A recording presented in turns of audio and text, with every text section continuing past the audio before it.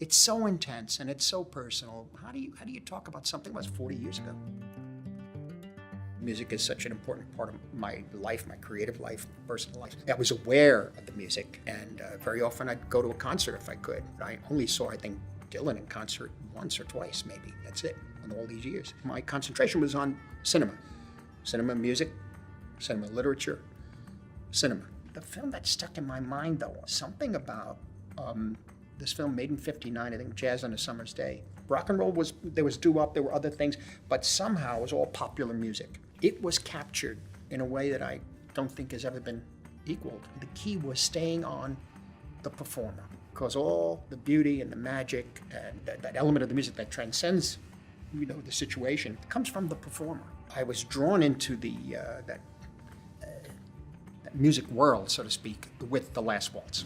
It's as if, it seems to me that after a certain performance, certain songs, especially as the concert moves on and they warm up, it's like being around in a prize fight, and they all got through it.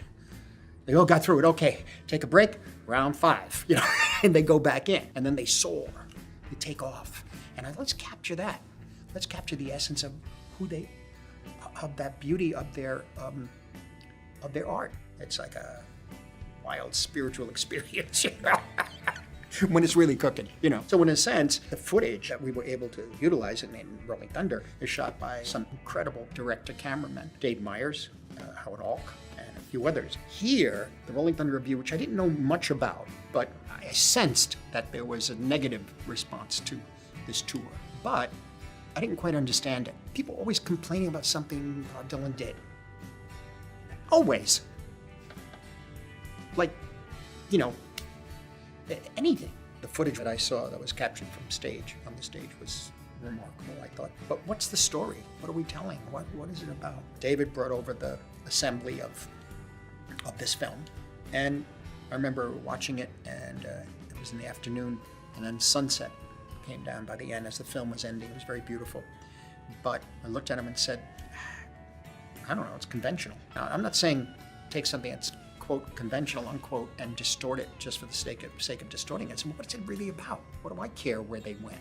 I mean, you could have that, yeah. You could imply it. What keeps it together in that sense? This creative energy. He always talked about the commedia dell'arte, the traveling players. When all else fails, that's what happens. Person gets up, tells a story, and sings. There's a mythology that grows up about it, so let's embrace the mythology. This is not legend. This is a kind of myth, kind of supposed to explore something that is timeless about us as human beings. There's one shot of a young woman crying after the concert. To have something that touching, that moves you so much, that was real at that time. It's nothing to ignore. That if something could move us, make us think, make us feel before you think even, that's something that has to be preserved and has to be captured and be reminded. Audiences today have to be reminded of that's possible. When they say, well, directors create magic. Not really. I mean, it's more than that.